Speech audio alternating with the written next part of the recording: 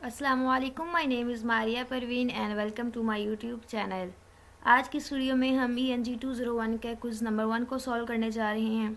ये क्विज़ आज ही ओपन हुआ है एंड इसकी ड्यू डेट हमारे पास 27 नवंबर है, मतलब कल तक आप ये क्विज़ अटैम्प्ट कर सकते हैं।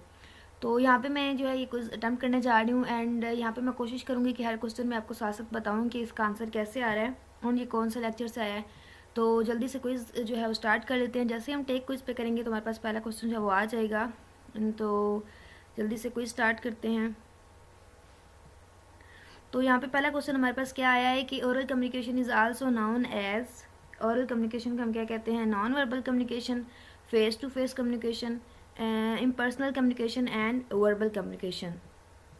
तो यहाँ पे जब ओरल की बात की जा रही है तो नॉन वर्बल भी नहीं हो सकता, इम्पॉसिबल तो मुझे फेस टू फेस लग रहा है, क्योंकि यहाँ पे हम फेस टू फेस हो सकता है, मुझे कंफर्म नहीं है। वर्बल भी हो सकता, वर्बल तो नहीं हो सकता, नॉन वर्बल भी नहीं हो सकता, तो शायद यही हो सकता है। हम इसको जल्दी से सेव करते हैं, नेक्स्ट क्वेश्चन देख लेते हैं। तो नेक्स्ट क्वेश्चन हमारे पास क्या है कि the readers perform the task of locating, understanding and using information in many ways while reading a business document.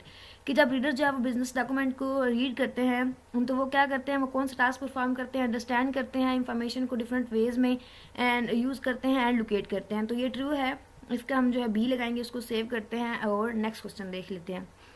तो उसके बाद नेक्स्ट क्वेश्चन है कि why important observations suggestions or objects should be written. कि जो ऑब्जर्वेशन हम observe करते हैं चीज़ों को, या जो कुछ हमें सुजेस्ट किया जा रहा होता है या ऑब्जेक्शन किया जा रहा होता है, तो उसको हम लिखते क्यों हैं, ये लिखा क्यों जाना चाहिए? To proceed the reader to create the permanent record, मतलब ताकि हम अपना परमानेंट रिकॉर्ड जो है वो लिख सकें। To make communication more effective, इससे क्या होता है कि आपकी कम्युनिकेशन जो है वो ज़्यादा इफेक्टिव हो सकती है। And all of the given option. तो यहाँ पे हमारे पास डी इसका आंसर होगा। कैसे? कि जब हम ऑब्जर्वेशन ज़्यादातर क्यों लिखते हैं, मतलब अपनी चीज़ें लिख लेते हैं ताकि वो रिकॉर्ड के तौर पर हमारे पास महफूज रहेंगी, और उससे क्या है कि जब आपने बाद में कभी कम्युनिकेशन करनी हो तो आप उसको देख सकते हैं, ऑब्जर्व कर सकते हैं एंड परसुएट कर सकते हैं रीडर को। तो ये चीज़ें तीनों इसमें आती हैं, इसलिए इसका डी आंसर होगा। तो इसको सेव करते हैं और नेक्स्ट क्वेश्चन देख लेते हैं। तो नेक्स्ट क्वेश्चन हमारे पास है कि which of the following can be achieved by expressing ideas logically and in a specific pattern. वो कह रहे हैं कि इनमें से कौन सा ऑप्शन है जो एक्सप्रेशन जो है उनको हम अचीव कर सकते हैं बाय एक्सप्रेसिंग आइडियाज़, कि आइडियाज़ को एक्सप्रेस करते हुए लॉजिकली एंड स्पेसिफिक पैटर्न में। तो यहाँ पे इसका आंसर क्या है हमारे पास? इसका आंसर कोहेरेंस है। कोहेरेंस में हम अपने आइडियाज़ को जो है वो लॉजिकली जो है अपने आइडियाज़ को एक्सप्रेस कर सकते हैं, और कोहेरेंस में अपने आइडियाज़ को हम स्पेसिफिक वे में एक्सप्लेन कर सकते हैं। तो उसका आंसर क्या था हमारे पास? कोहेरेंस था। नेक्स्ट क्वेश्चन देखते हैं। Which of the 3 components is a part of the human communication process. कि वो कौन से 3 पार्ट्स हैं जो कि ह्यूमन कम्युनिकेशन प्रोसेस में होते हैं, मतलब जब इंसान किसी से डिस्कस करता है या बातचीत करता है उसमें कौन से प्रोसेस होते हैं, क्या क्या चीज़ें होती हैं? तो पहला ऑप्शन है feedback, message critiquing and message recording, feedback, message noise, feedback noise, feedback noise भी नहीं होता, इसमें भी नॉइस है, ये भी नहीं हो सकता, यहाँ पे नहीं हो सकता। तो मैसेज हो सकता है, रिकॉर्डिंग हो सकता है एंड फीडबैक हो सकता है। तो यहाँ पे मुझे इसका बी जो है वो करेक्ट आंसर लग रहा है। आप कंफर्म भी करना चाहें तो कर सकते हैं, लेकिन 90% इसका आंसर जो है वो बी ही है। तो यहाँ पे इसका जो आंसर लगाते हैं एंड नेक्स्ट क्वेश्चन देख लेते हैं। तो नेक्स्ट क्वेश्चन हमारे पास क्या है कि fill in the gap by adding suitable transitional word को यूज़ करते हुए इसको फिल करें। Phil was not thirsty dash he drunk 5 glasses of water, मतलब वो उसको प्यास तो नहीं थी लेकिन उसने जो है उसने उसको प्यास नहीं थी लेकिन उसने जो है 5 ग्लासेस पानी के पिए। यहाँ पे हम कह सकते हैं इसलिए however या फिर दस आ सकता है। तो फिल वाज thirsty, however तो नहीं आएगा, furthermore we, moreover be.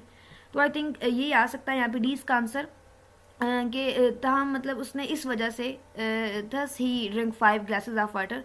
तो उसने इसलिए जो है क्योंकि उसको प्यास नहीं, सॉरी यहाँ पे उन्होंने कहा है फील वाज नॉट थर्स्टी, वो उसको प्यास नहीं थी लेकिन फिर भी मतलब उसने 5 ग्लासेस पिए, मतलब प्यास नहीं थी। सॉरी इसका ये तो नहीं होगा, ये तो तब था अगर उसको प्यास होती। तो यहाँ पे नहीं है, तो फिर हमारे पास क्या आएगा? हाउएवर, यहाँ पे ये भी नहीं आएगा। मोर एवर आ सकता है या फर्दर मोर आ सकता है। बी एंड सी में से कोई एक ऑप्शन हो सकता है, आप लोग कंफर्म कर लीजिएगा, इसका मुझे भी कंफर्म नहीं है। बी एंड सी में से कोई एक हो सकता है, आप लोग कंफर्म कर लीजिएगा। तो मैं यहाँ पे सी लगा रही हूँ। नेक्स्ट क्वेश्चन की तरफ चलते हैं। तो नेक्स्ट क्वेश्चन हमारे पास है कि accuracy which is carefully conforming to truth और फैक्ट, जिसमें ट्रुथ एंड फैक्ट को देखा जाता है, हैज़ 3 मेन एस्पेक्ट्स।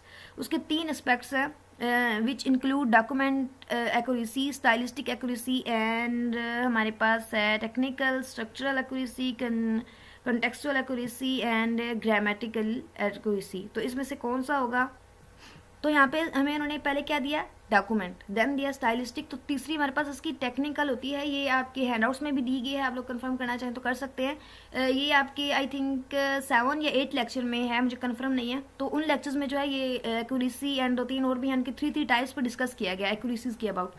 तो टेक्निकल, स्टाइलिस्टिक एंड डॉक्यूमेंट, मतलब इन 3 एक्यूरेसीज के अबाउट डिस्कस किया जाता है। तो यहाँ पे इसका एक करेक्ट आंसर है। और नेक्स्ट क्वेश्चन देखते हैं। तो नेक्स्ट क्वेश्चन हमारे पास क्या है कि फिर in the gap by adding suitable transitional word. फिर से वही उन्होंने कहा है कि इसमें ट्रांजिशनल वर्ड जो है उसको देखें, और ये बहुत ज़्यादा इंपॉर्टेंट है। ये आपके फाइनल टर्म में, मिड टर्म में भी इस तरह के एमसीक्यूज आते हैं ग्रामर को लेके। तो यहाँ पे वो कह रहे हैं कि Karen is rich, her cousin Katherine is poor, मतलब उसका कज़न जो है कैट वो पुअर है लेकिन वो रिच है।